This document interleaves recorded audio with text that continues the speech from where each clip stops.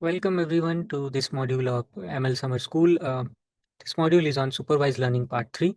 I am Sandeep Chatterjee, working as an applied scientist in Amazon Sciences for the RBS Tech team. The agenda of this module is learning about decision trees and ensemble learning. Then we will go with multi-class classification, class imbalance problem, and cross-validation methods. Next, we have hyperparameter tuning and model selection. Lastly, we have probability calibration and hands-on demo on all these. So let's start with decision tree and ensemble learning. Starting with decision trees, what are decision trees? So the fundamental idea here, as you can see on the slide, is to recursively partition our feature space using simple if-then rules. In plain English, a decision tree is just a flow chart. At every single step or node, the model asks one specific question about one specific feature to split the data. Let's look at the flowchart figure given here. Imagine we are trying to predict whether to give loan to a customer or not. So we start at the top, the root. The first question the tree asks is the person's age 30 or younger? If yes, we go left. If no, we go right. It then asks follow-up questions like for the left part, is their income less than or equal to 50K? Or if the age was not less than 30, then we ask, do they own a home on the right part? So so likewise, we keep splitting until we reach the bottom.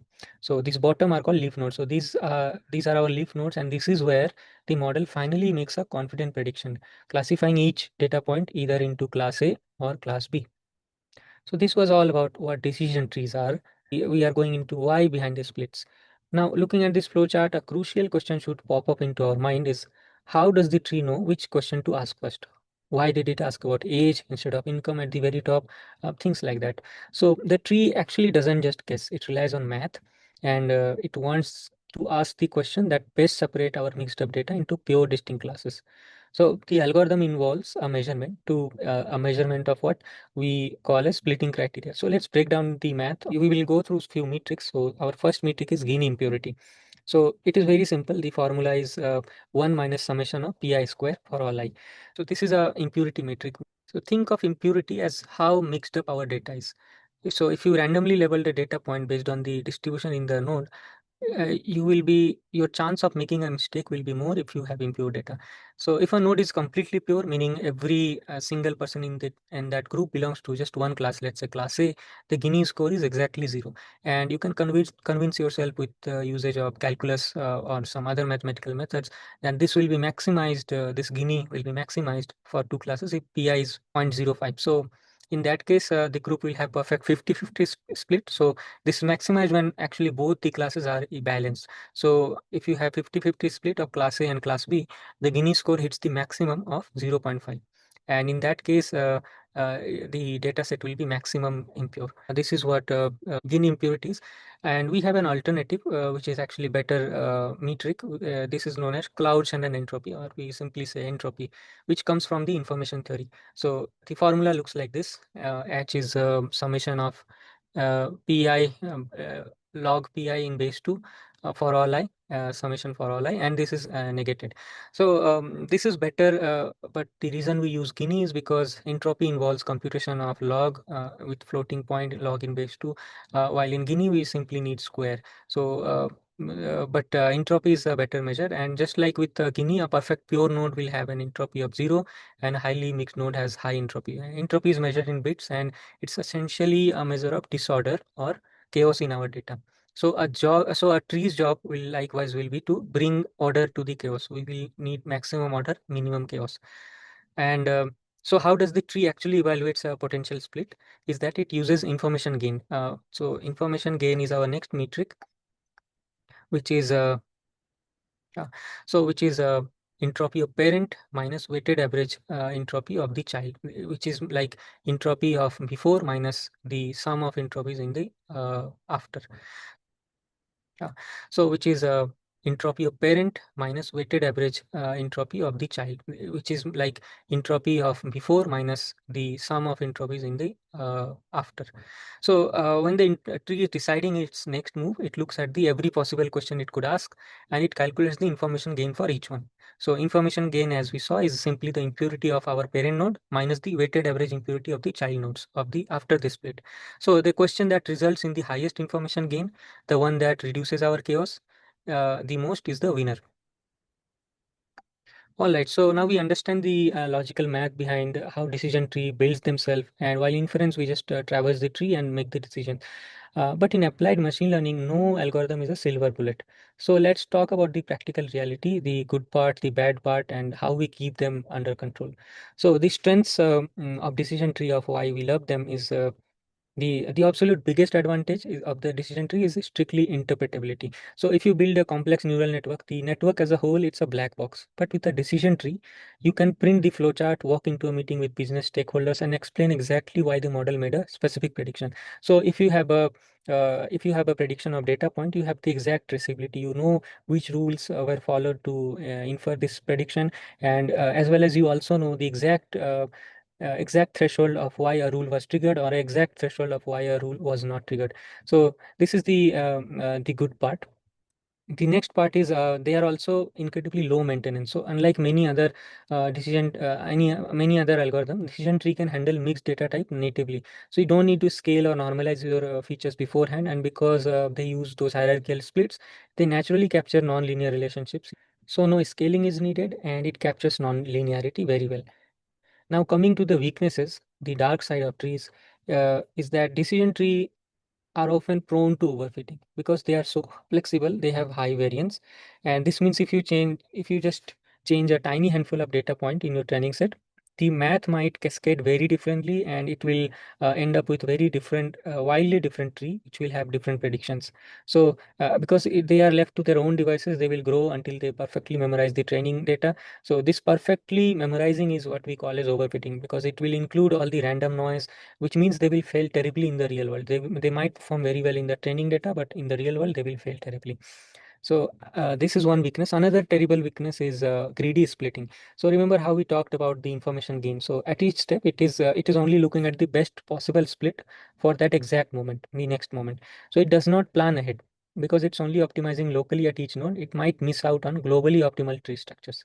So it quite literally cannot see the forest for the trees in the future. So these was the weaknesses. Now, how do we control this? So control overfitting, we stop. How do we stop them from memorizing the noise? So we have to set some boundaries using some hyperparameters. So what we can do is we can set a max depth. Again, we can use mean sample split or mean sample leap to enforce a rule that says you are not allowed to make a new split unless you have at least 50 data point in this node. Because if you have less data, that is not very much representative, and you are not very much confident with that rule.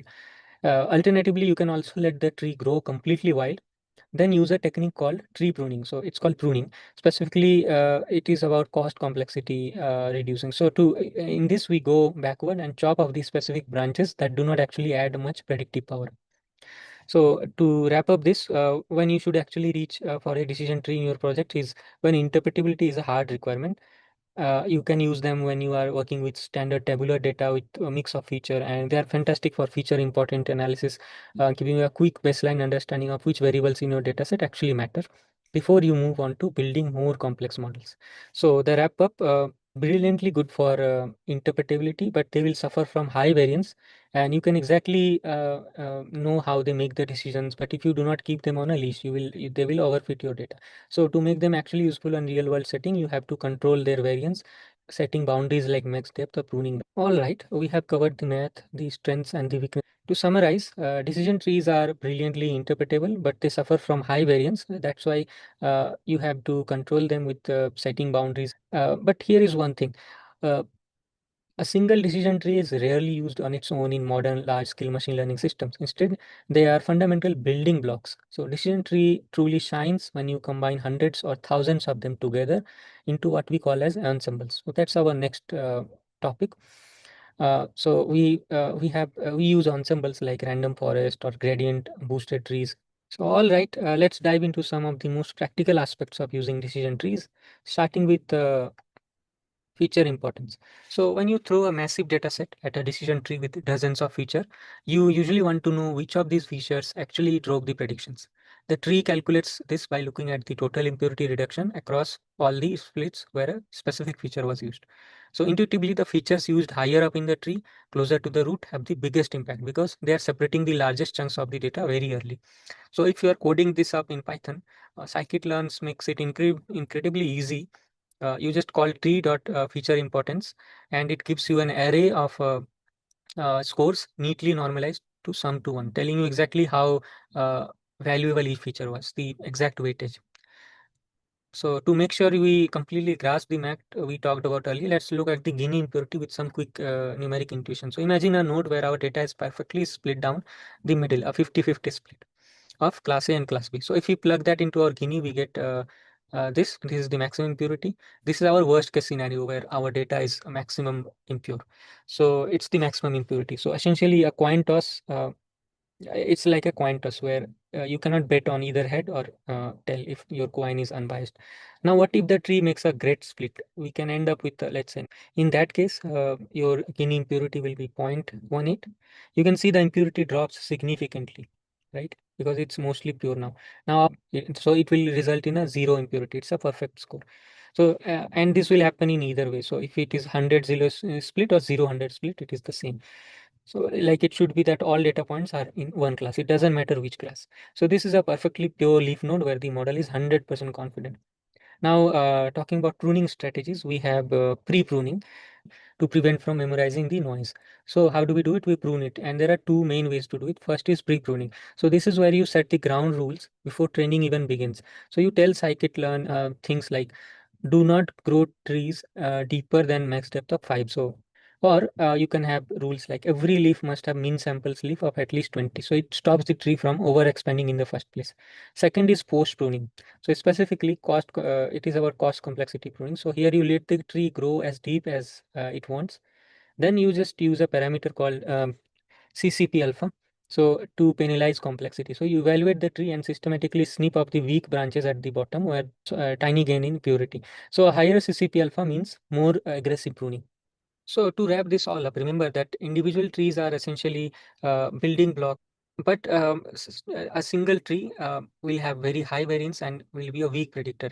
But they are essential foundations for powerful ensemble method. And why all of this matter in real world is, let me give you a quick example from right here at Amazon. Imagine we are trying to do a root cause analysis (RCA) on delivery delays. So we could use a complex deep learning model uh, to uh, to know when to expect a delay. So our operations team would know what to do with it, right? Instead, with complex model. So instead, we can use a decision tree. The model output will be highly interpretable rules.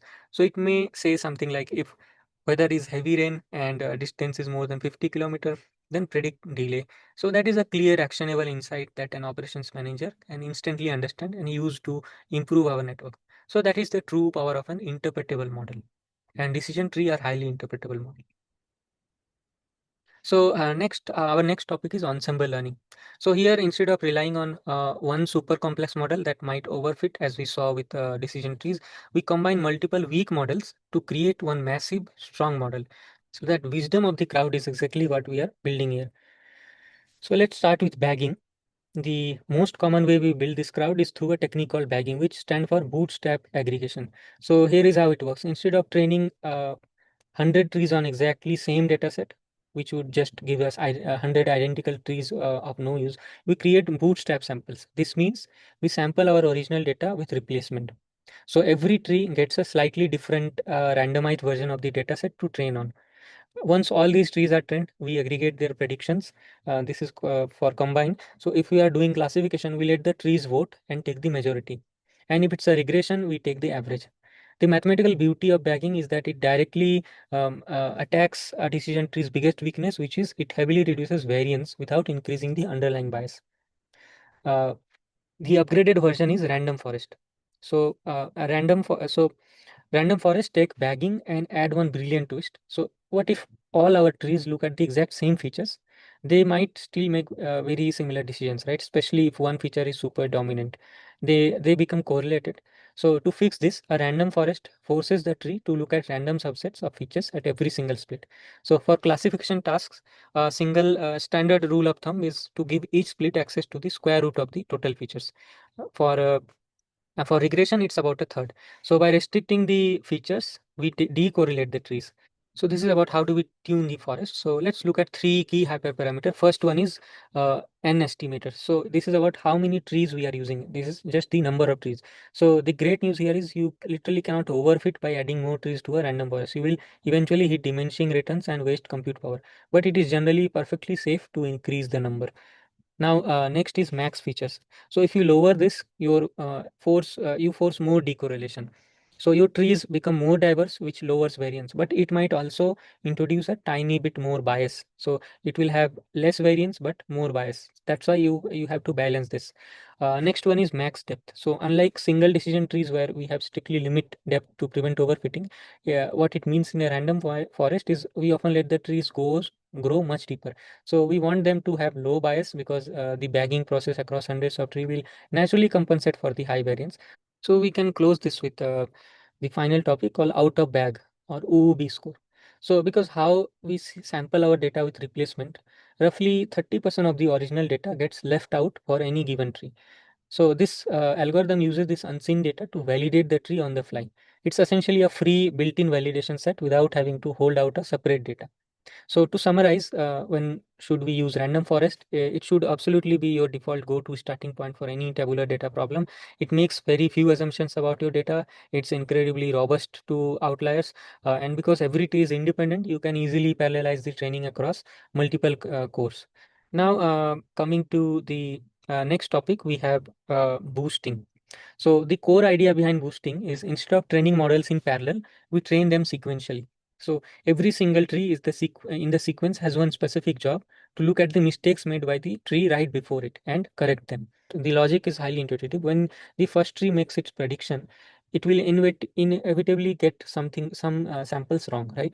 So ADA boost take those misclassified hard examples and literally increases their weight in the dataset for the final scoring. So when the second tree is built, it is forced to pay far more attention to those heavily weighted difficult examples. So, and it repeats this process, chaining together all the weak learners and giving them a weighted vote. However, because it obsesses over misclassified points, it can be quite sensitive to noisy data or extreme outliers. To make this process more robust, we shifted to gradient boosting. So instead of just changing sample weights, gradient boosting uses calculus. So each new tree in the sequence is trained to predict the residual errors of the previous model. So think it of like playing golf. Your first shot gets you close to the hole. Your next shot is just trying to cover the remaining distance, the residual error. So mathematically, it builds an additive model that looks like this. So your fx is sum of all alpha m multiplied by h of m of x. So this means our final prediction is sum of all the individual trees scaled by a learning rate. And because each tree is doing a tiny bit of error correction, we keep them shallow, usually just a depth of 3 or to maximum of 8. So and then there are in heavyweights algorithm, for example, XGBoost, Light GBM, and CatBoost. So now if you want to win a Kaggle competition or deploy a world-class tabular model, here at Amazon, this is the section you care about. XGBoost, Light, BGM, CatBoost, they're heavily optimized state-of-the-art implementations of the gradient boosting. So why are they so dominant? Because they are incredibly fast. They parallelize the way they find splits, unlike the previous algorithms. Here you have to be careful while tuning them. So remember how we said in the previous topic that you cannot really overfit a random forest by adding more trees, right? Boosting is the exact opposite. So because it sequentially chases errors, if you increase n estimators too much, the model will eventually memorize the noise. So a lower learning rate will mean the model will learn slower and is more regularized. But you will need more trees to reach good performance through its iterative sequences, not by growing massive individual trees. Here is your final key takeaway for tree-based model that unlike random forest, sequential trees fit residuals. They reduce both bias and variance simultaneously. And if you are working with tabular data in the real world, algorithms like XGBoost and light BGM should be your absolute defaults. But because they are so powerful and prone to over optimizing, you must always pair them with early stopping, a technique that monitors the validation error and automatically halts training. So you have to master these concepts, then you will have one of the most powerful machine learning algorithms in the industry at your fingertips. Now coming to the next topic of bagging versus boosting and when to use what. So let's look at the bagging first, with random forest being our prime example. The defining characteristic here is parallel training because every tree is completely independent of the others. You can easily distribute the training across hundreds of machines. It's fast and highly scalable. Its main job is to reduce variance. Because of that wisdom of the crowd effect, it has an incredible low risk of overfitting. If a few data points in your set are completely wrong, the random forest generally won't care because the majority vote drowns out the errors. So when is this your go-to? You reach for a random forest when you are dealing with a high variance based learner, and when your data is a bit messy or noisy, and when you absolutely need parallel compute speed. So now contrast that with boosting your XGBoost or light BG model. The paradigm completely flips. This is sequential training. So tree number 2 cannot be built until tree number 1 is finished. Tree number 3 likewise cannot be built. So unlike bagging, boosting reduces both bias and variance. But that power comes with a massive catch. It has a high risk of overfitting. So if you do not use early stopping, it will be bad. Furthermore, because boosting is literally designed to obsess over misclassified examples, it is highly sensitive to noise.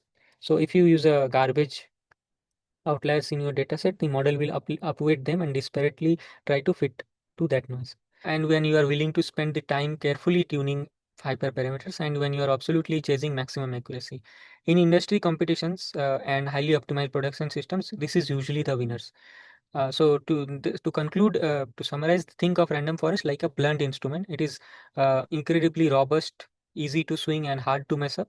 Think of gradient boosting like a scalpel. So it's far more precise and can achieve better results. But if your hand slips because you did not tune it right or your data is noisy, so as a quick decision guide for tree-based model, here is how you should think about your workflow. First, when you start a brand new project and your data is a bit messy, or you just need a baseline model running by the end of the day, uh, throw a random forest at it. It's incredibly forgiving. Second, when your data pipeline is pristine and your goal is to squeeze out every single drop of accuracy for a production system, you pivot to XGBoost or Light BGM.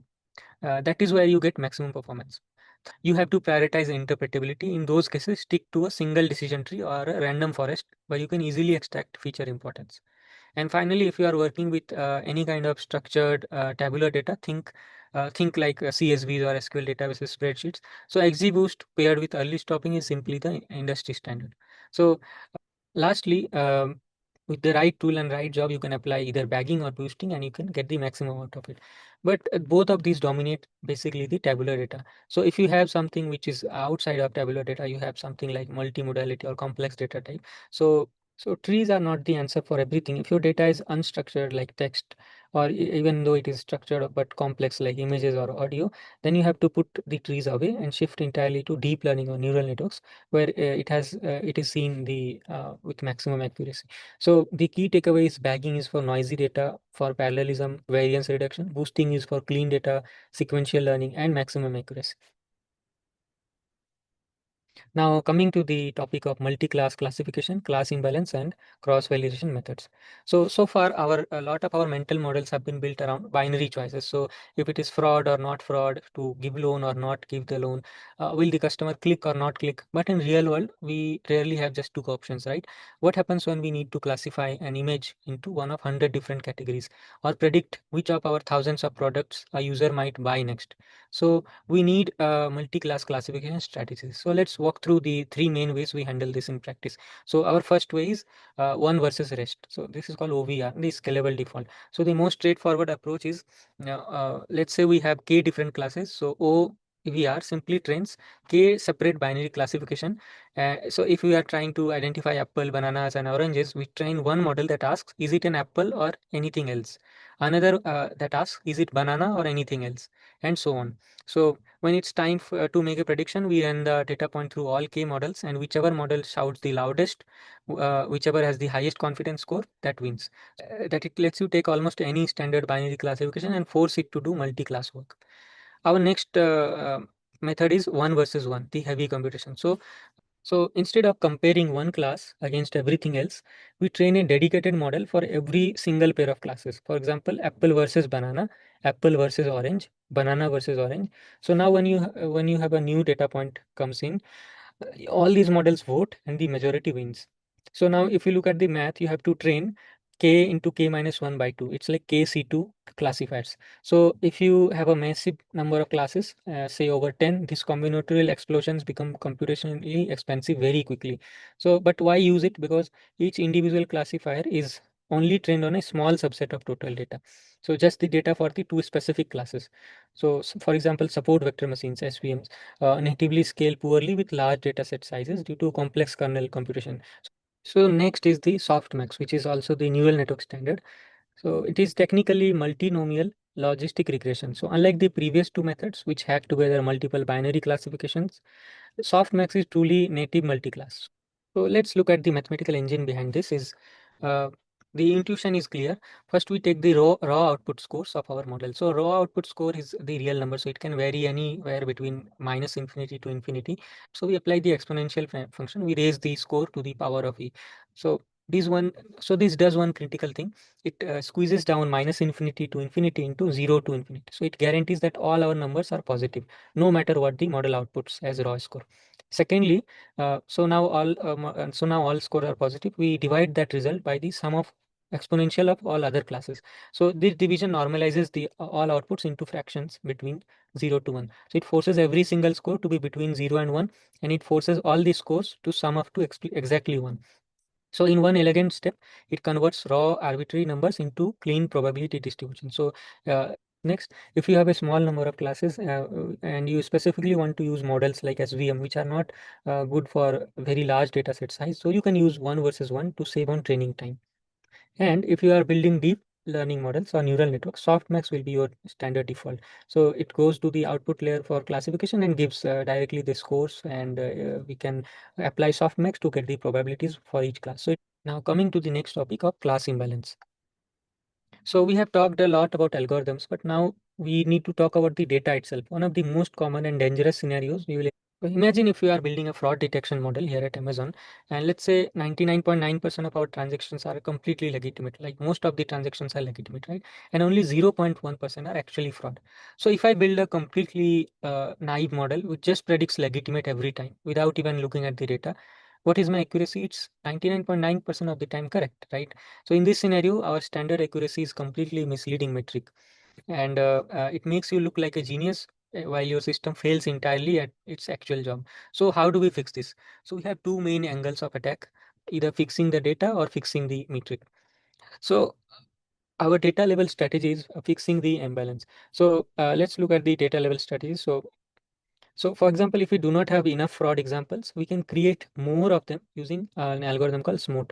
So SMOT stands for synthetic minority oversampling technique. So SMOT doesn't just duplicate data, it looks at the minority classes, points them, and interpolates between neighbors to generate brand new synthetic examples.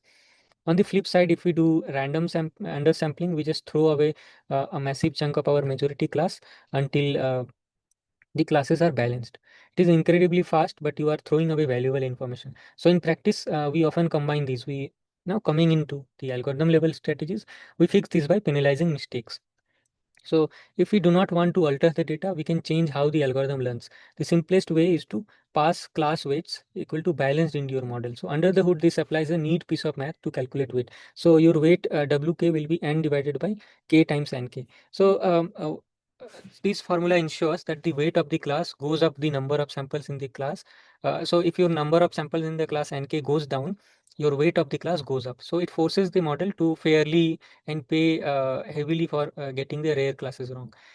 And you can also use focal loss. So originally popularized in computer vision, this function dynamically weights down the easy examples where the model is already confident, and it forcing it to focus all its learning capacity on the hard minority classes. Now, when to use what? So here is your playbook. When do you use what? So if your imbalance is mild, let's say an 80-20 split between the classes, then do not overcomplicate the things. Just use class weights. But if you are dealing with a severe, let's say 99 is to 1 split between the classes, that's when you bring in the heavy artillery, SMOT combined with undersampling of the majority class, And no matter which strategy you choose, completely avoid plain accuracy from your vocabulary. And when evaluating these models, you must evaluate using matrices. So you can use something like F1 score, precision recall, AUC curves. These are the metrics that tells you if your model is actually finding the needle in the haystack. All right, so we know which metrics to use, but there is still a glaring problem with how we normally train models. So if you just take your data set and randomly chop it into one training set and one testing set, how do you know you did not just get a lucky split? Maybe all the easy examples ended up in your test set and your model looks amazing, but it will immediately crash in production, right?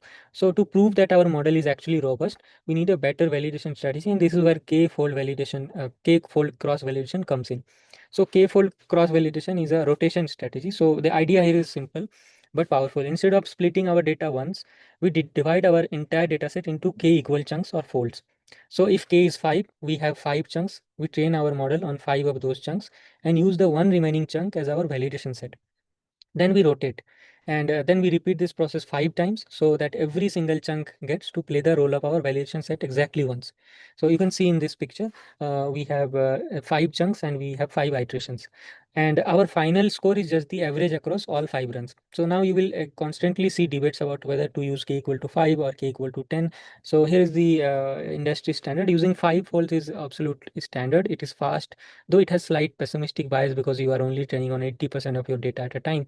If you use 10 folds, your training data is more. You are using on 90% of your data, so your bias drops. But you just doubled your compute time because you have to train 10 separate models, right? So there will be 10 into 10 training. So my rule of thumb is stick to 5 folds unless your data set is tiny. Next is stratified k-fold. So this is about protecting the imbalanced data. Now let's tie this back to fraud detection problem we just talked about. So if only 1% of your data is fraud and we randomly chop off the data set into 5 chunks, a pure statistical bad luck might result in one of those chunks having absolutely zero fraud cases in it. So if that chunks become our validation set, our evaluation is completely broken and useless. So this is why we use stratified k-fold. Stratified just means that algorithm looks at your classification distribution if you are dealing with imbalanced data. Stratified k-fold is not optional, it is absolute essential. And luckily, if you are coding in Python, the creators of scikit-learn already knows this. So if you pass a classification task into their cross-val score function, it automatically defaults to using stratified k-fold under the hood. Now coming to the next algorithm, pushing k to the absolute limit. So we just classified splitting our data into 5 or 10 folds. But what happens if we take that logic to absolute extreme? That brings us to leave one out cross validation, also known as LOOCV. So in LOOCV, we just set k is equal to n. That means n is the total number of data points in your entire data set. So this means if you have 1,000 rows of data, you are going to train 1,000 separate models. Every single model trains on 999 examples and uses exactly one left out example as its test set. So why would anyone do this? But there is a massive catch. First, the variance of that estimate can actually be quite high because you just have one sample. Second, it is computationally brutal. In the real world, you only ever pull LOCV out of your toolbox if you are working with a very small microscopic data set. Let's say n is less than 100. So every single data point is too precious to hold back in a standard valuation fold. Another caveat is the time series caveat. So no time travel is allowed. So now I want everyone to close attention because making this mistake will completely ruin the model. So if your data has a temporal element, so if time matters, you must throw standard randomized k-fold cross validation out of the window. In day-to-day work at Amazon, dealing with sequences of events and temporal data is a constant reality. So if you randomly shuffle your rows, you might accidentally train your model on data from Friday to predict what happened on Tuesday. So if you're essentially giving your model a time machine, it allows the future to leak into the past, right? So giving you an artificially perfect validation score that will instantly collapse the moment you deploy it into the real world. So the solution here is respecting the error of time. So how do we evaluate temporal data safely? We use an expanding window technique. So which is a scikit-learn, which in scikit-learn is called time series split. So instead of randomizing, this method respects the chronological order. And in fold one, you might train on January and test on February. But in fold 2, you will expand the window. So your train will be you will train on January and February and test on March. You are forcing the model to. Now coming to the next topic of hyperparameter tuning. So up to this point, we have talked about how algorithms learn from data. But there is a whole separate category of settings that the algorithm cannot learn on its own. Those are called hyperparameters. These are like the control knobs. So think of hyperparameters as the control knobs on a machine, and you as the ML engineer have to set these knobs first before the training even begins. So you have already seen a few of these today: the learning rate in boosting, the max depth of a tree, or the number of trees and estimators. So finding the perfect combination of these knobs is an art form, and we have three main ways to do it. So the first one is grid search, which is the brute force method. So the most obvious this is most obvious approach. You give it a list of values for each hyperparameter, and it exhaustively tries every single possible combinations. So it is simply too slow for most real world applications. Next one is random search. So it is a smarter baseline. So because of that cost, the industry quickly moved to random search. Instead of trying every combination, what we do is you define a statistical distribution for each parameter and the algorithm just pulls random samples out of it. Now you might think, isn't random guessing worse? Surprisingly, no.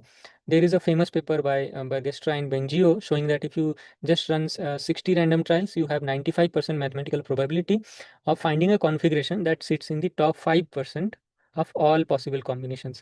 So for the exact same compute budget, random search will almost always beat grid search. So here the technique is, what if every single training run takes days or costs thousands of dollars? So that is when we use Bayesian optimization. So for example, in large language models or heavy NLP systems, compute is incredibly expensive. So instead of guessing, it builds a surrogate model, often a Gaussian process that observes the results of previous trials and actively learns the shape of your objective function. It then intelligently predicts exactly which set of hyperparameters it should test next to get the biggest improvement. So if you are using AWS SageMaker or alongside tools like Optuna, so they under the hood beautifully does this. Now, coming to the practical tips. First, not all hyperparameters are created equal. So, if you are tuning a boosting model, spend most of your time on learning rate. That will give you the best return on investment, followed by max depth, and then finally an estimators. Do not waste compute tuning things that barely move the needle. Second, combine your tuning with early stopping. So, if you use something like halving random search, CVINS, sklearn, it will aggressively kill off bad configurations after just a few pokes. So, you don't waste time fully training them. Now, coming to the next topic of model selection strategies, we have covered a massive amount of ground for supervised learning, from decision trees to random forest to gradient boosting. At this point, you might be waiting for me to tell which algorithm is the definitive best, right? But here is the hard truth of machine learning. There is a concept called no free lunch theorem. In simple terms, it mathematically proves that no single algorithm will perfectly solve every problem. So you must always compare multiple model families, and you can never assume anyone as best. Now, coming to the workflow, to do the comparison fairly, you need a bulletproof workflow, which looks like this. First, you define a diverse set of candidate models. Second, you tune each of them using cross-validation exclusively on your training data. Third, you take the best version of each model and compare them head to head on a separate validation set. And finally, step four, and please, if you remember anything, remember this: you run your absolute final winner on the test set exactly once. If you look at your test set, decide you do not like the score and go back to tune your model again, you are cheating. So your model ideally should not have seen the test set more than once. Because if you do so, you have leaked test set into your training process, your selection process, and your model will fail in the real world. So this is called a selection bias. So to avoid selection bias, you have to just pass it once.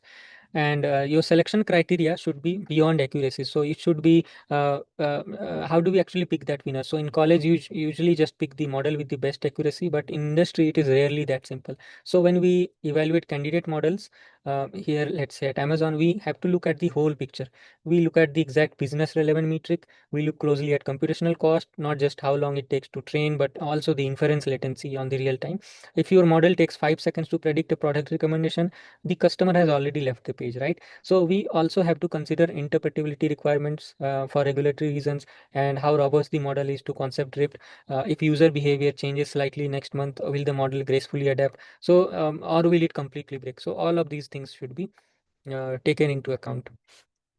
So, because simple model, so even though we spend a lot of time researching and building complex models, you can compromise that simple model generalize better to unseen data. And more importantly, when a system inevitably breaks at odd time, a simple model is infinitely easier to debug, fix, and maintain. Coming to the next module, we have probability calibration and the hands-on demo of scikit-learn. So we have spent a lot of time talking about how to get your models to make the right predictions. But when you are building prediction systems into the production teams, we often run into very subtle yet critical issue. Just because a machine learning model outputs a number between 0 and 1, it doesn't mean the number an actual probability on the real ground. So take a random forest, for example. If it outputs a 0.7, what does that mean? That just means 70% of the trees voted yes. It doesn't mean the probability to be zero point 0.7, right? So it naturally pushes work predictions toward a middle 0.5 because it's an average of the crowd.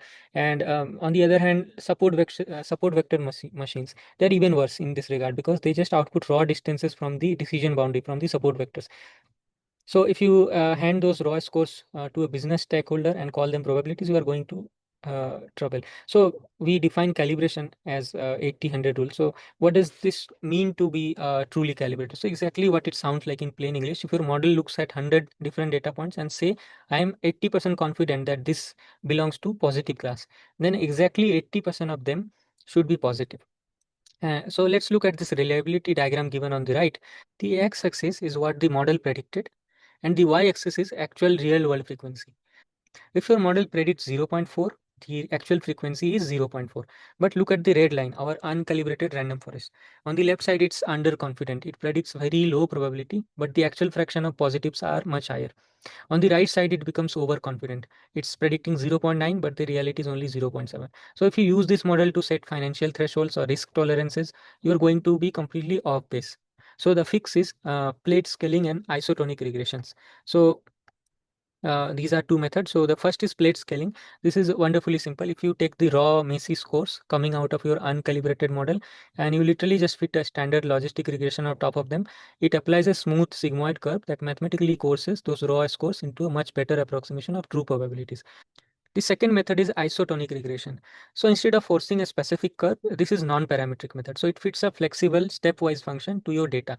Because it's so flexible, it usually gives you a tighter calibration, which you can see as the green line perfectly hugging the diagonal, almost perfectly hugging the diagonal in our chart. So, but it requires a significantly larger amount of validation data to prevent it from overfitting. To wrap this up, whenever you deploy a model where the cost of a mistake matters, whether this is predicting delivery delays, flagging fraud, or managing inventory, you cannot just rely on rank ordering. You just need expected value calculations, and you have to calibrate your model to the probabilities. So now, how do we measure this? So we know what a poorly calibrated model looks like, and how we know how we can fix it using the algorithms like flat scaling or isotonic regression. But in machine learning, if you cannot measure it, you cannot improve it. So let's look at the evaluation sections. So we do not use accuracy for this. We use two specific metrics. The first one and the most popularly used one is Brier score. So let's look at its formula. This is 1 by n summation of p hat minus yi squared, and if it is lower it is better, and if it is 0 it is perfect. So because it's an error metric, lower is better. So if you look closely, you will recognize it's simply the mean square error, but instead of the normal MSE, it is applied to predict probabilities versus the actual outcomes. So the second metric is expected calibration error or ECE. To calculate this, you divide your prediction into buckets or bin. Let's say bin of size 0.1. So it will be 0.9 to 1, 0.8 to 0.91, 0.7 to 0.8, like that. And so ECE is a metric used to measure the calibration of a model's probabilistic prediction. It quantifies how well the predicted probabilities align with the actual correct outcomes. So to calculate ECE, the predictions are first sorted, then split into m equally spaced bins based on their confidence scores, and then we take the absolute difference between the true accuracy and the average confidence for each bin, multiply it with the size of the bin relative to the whole dataset. So likewise in ECE also, 0 means the model is perfectly calibrated, and higher the number, the more worse the calibration is. Now, when to calibrate and when to skip it. So let's talk about the reality. So you must calibrate when you have downstream business decisions depend on the actual magnitude of the probability. Think about ad bidding or setting insurance premiums or financial risk proxy, which is called risk pricing. So if an algorithm says that there is a 5% chance of an user clicking an ad versus a 10% chance that dictates exactly how many dollars we bid, in those cases, you always calibrate after training SVMs, random forest, or boosted ensembles.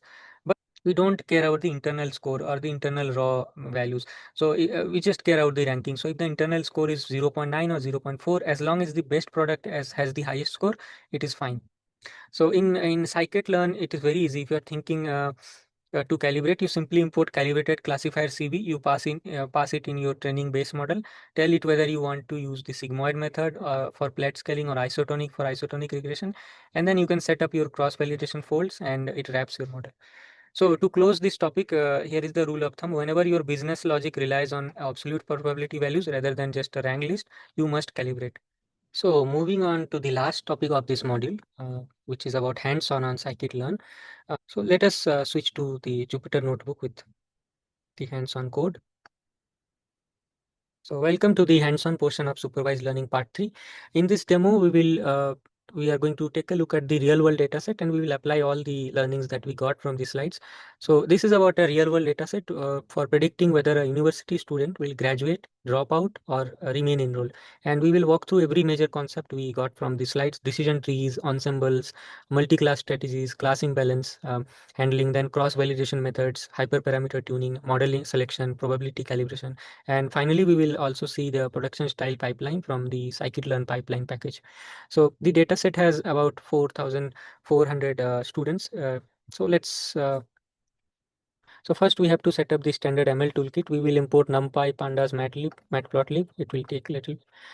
So once done, it will print the versions, right? And we have set the random seed as 42 for reproducibility. We set it to an arbitrary number so that next time when it runs, it doesn't pick a random value. It picks value generated from the seed. And we have applied this dark color, which is just for cosmetic purpose because this is dark theme. So we want the Matplotlib to be dark background. So we want the output to be clean throughout the notebook. So let's load the dataset. So we are pulling the dataset directly from the UCL repo using the UCIML repo package. So X will hold the 36 feature, Y will hold the target level, and so this dataset is about 4,400 students, which is described by 36 features, and it comes from the UCI machine learning repository. So once this is done, it has been loaded. So now you can see that look at the shape. It has 4,424 rows, 36 columns. So these are our features, and we are using the final level as our target level. So look at the shape. It has so each row here is one student. The first few rows: marital status, application mode, course. Also macroeconomic indicators like GDP, unemployed rate, and some of are clearly categorical, like integer. So some of them are categorical integer coded and some are continuous. So, and one thing to note is that this is a multi-class classification problem. So it has three classes, which is more interesting than binary because we can discuss OVR, OVO, and softmax strategies, which we discussed. So before modeling, we always do exploratory data analysis. So it is done. So there are two things to highlight here. First is target distribution. So you can see graduate dominates, it's nearly 50%, dropout are 32%, but enrolled are the minority. They are. And about feature types, we split features into 18 categorical and 18 numeric features. So it has total 36 features. The categorical ones are already integer coded. For example, course equal to 171, things like that. And we mark them as pandas category D type. So the downstream encoders will know how to handle them. And also note zero missing values. That's convenient but rare. So key intuition is that all we have to always understand the data before jumping into algorithms, and we have to know about the class imbalance and the feature types that should dictate our preprocessing choices. Then let's do the trend test split. So we followed the standard 80-20 split. You can see test size as 0.02. So but with stratify equal to y. What does this do? It ensures that each split has approximately the same class proportion as the full data set. So without stratification, your test set could randomly have very few enrolled students, making evaluation unreliable. So if you look at the printed ratios here, so so the trend and test both mirror the same distribution, 50, 32, 18, around that. So this matters even more when your minority class is small. Here it is not very much small. 18% is a good number. Now let's go to the modeling. So we start with a basic decision tree. So let's train the tree. It is fast because it was just one tree. So so these are the train and test accuracy. You can see that there is a gap. So this is likely an overfit. Let's plot the top three levels. So here we have plotted just the three levels. Notice the root splits. So you can see the academic performance is the strongest, right? And and features like GDP or nationality, they are not contributing. They contribute almost nothing. And you can also see the Guinea intuition, Guinea impurity. So this is the interpretability advantage. Uh, from interpretability, we can also see feature importance. So scikit-learn gives us a feature importance derived from how much each feature. Second semester grades dominate, and so this shows that academic performance is the strongest, and features like GDP and all, they contribute nothing. And this is a one demo to demonstrate the Gini intuition to show how it varies. So you can see we already discussed in the slide that 0 is for pure. When classes are equally balanced, it is at peak of 0.15 for binary. And so this cell just is one demo to see this. So this decision tree we did was overfitting, right? So we did not do any pruning at that time. So we have two knobs from the deck. We have pre-pruning and we have post-pruning. So let's do pre-pruning steps. So yeah, so here we can see that we have limited max depth at the training time. So we see depth from 1 to 20, and then we are plotting trend and test accuracies. So we see that the test accuracy plateaus at around depth 6 to 8, and while the trend accuracy keeps climbing. So the gap between the two curves is the overfitting gap. And let's also do the cost complexity pruning, which is CCP. So here you can see that so we train the full tree, then we progressively cutting the branches that contribute least to the accuracy. So scikit-learn gives CCP alpha path. So higher alpha means we are more aggressively pruning. So here also the key takeaway is that a single tree is interpretable but has high variance. So we tame variance with ensembles. So which we are doing in the next step. We are starting with bagging. So this will take more time than single decision tree because it requires many parallel trees to be trained. So it trains many trees on different random subsets of the data, and this actually reduces variance. So random forest will go one step further, and it will also split one. It will also at each step it will also consider the random subset of features, right? So we had did max feature equal to square root, and then let's compare. So the feature importance comparison is showing that the random forest is spreading the importance more evenly. So it doesn't rely on single dominant feature the way a single tree does. Okay, now let's go to boosting. It will also require more time as well because it's more. It's even taking more time because it's sequential. So instead of parallel trees, we are building trees sequentially, and each new tree is focusing on the mistakes of the previous ensemble. So we have three methods: ADA boost, gradient boosting, and the result of the third one is, yeah. So it is now here Heist gradient boosting. So so you can see that the gradient boosting and Heist variant typically win usually on accuracy, but they can actually overfit if you have too many estimators with high learning rate. So the results have come. So here you can see the trade-off more visually. Then coming to this comparison. So here what we are doing is that we are running a control experiment. We are where we are injecting the label noise randomly to so that it randomly flips some labels and measure. We are trying to measure how much each method is affected, how much each method degrades. So it's running, and the key insight is that the bagging or random forest will be more robust to noise because the noisy samples that are there, they get diluted across many bootstrap samples. On the other hand, boosting will be more sensitive because it deliberately focuses on hard examples, and the noisy levels that we inject are actually the hard examples. So you can see bagging is more robust. Here is the result. Then coming to our next step that we discussed was multi-class strategy. So because our data set already has three classes, so this is a good example to see. So then we have to use OVR, OVO, and these strategies. Okay, then the next thing we discussed was about class imbalance problem. So remember, our minority class was only 18%. It was about enrolled class. So a model can get 82% accuracy just by ignoring it. So that's why we are using both the methods, method of class weight balanced and the method of smooth. So in class weight balanced, it tells the model to penalize mistakes on rare classes more heavily. On smooth, we do oversampling technique. So it generates synthetic training examples of the minority class so that it no longer remains that much minority. So a key so there is also a bar chart here. So yeah, so here is the bar chart. So we compare the vanilla random forest with both these strategies, balanced weight and smooth. So the metric to watch is the minority class F1, or balanced accuracy, not the raw accuracy, because in raw accuracy all are almost same. The same thing is in the bar chart, so it makes clear that the balanced accuracy and the enrolled class F1 is improving substantially with class weight or smooth, even if our so we are running five-fold and stratified five-fold on our random forest, and we are comparing. So we can see stratified will give lower variance across folds because each fold has a representative sample of all classes. That's why it's better. Next technique we learned was about hyperparameter tuning. So every model has knobs, max depth, and estimators, learning rate. So how do we pick the best value? So we had techniques like grid search CV, randomized search CV. So both uses actually cross validation internally, and they pick the best combo. So it's printing the combo. Um, in the code we pass the parameter grid and let the grid search CV find the optimal random forest. So these are where the best combo that the model found. Then we are doing model selection. So remember the no free lunch theorem, that there is no single algorithm for every problem which is best. So we try different model families and compare and then pick the best.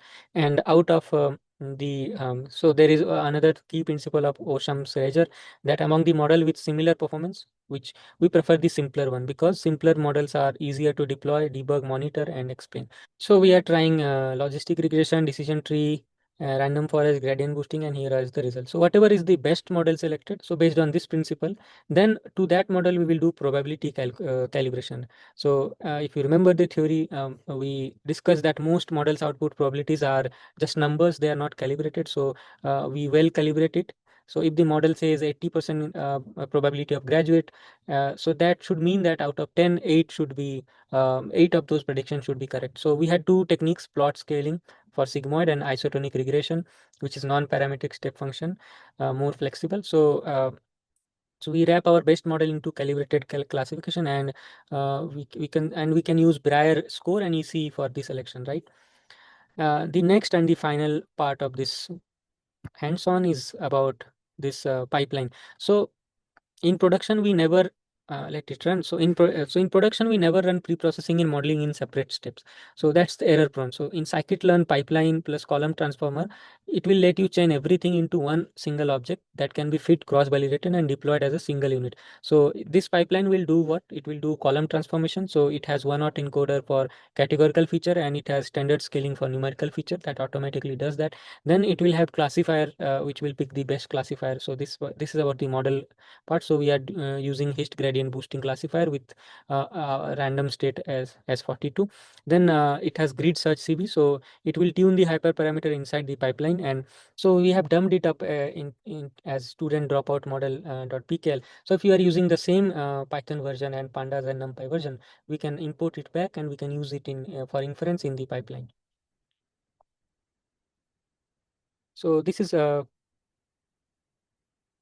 the code snippet for pipeline. So to summarize why pipelines, so this is ultimate defense against data leakage also. So what exactly is pipeline? It's simply a way to encapsulate all your pre-processing steps and your final model into one single unified object. But the real superpower of a pipeline isn't just it looks clean, it is your ultimate defense against data leakage as well. So remember our conversation about cross-validation. If you manually scale your entire dataset before you split it into k folds, you have just leaked information about the test folds into your training data. So a pipeline automatically prevents this. When you pass a pipeline into a cross validation function, it guarantees that your transformers, like your scalars, are only fitted on the training folds of that specific split. It is foolproof.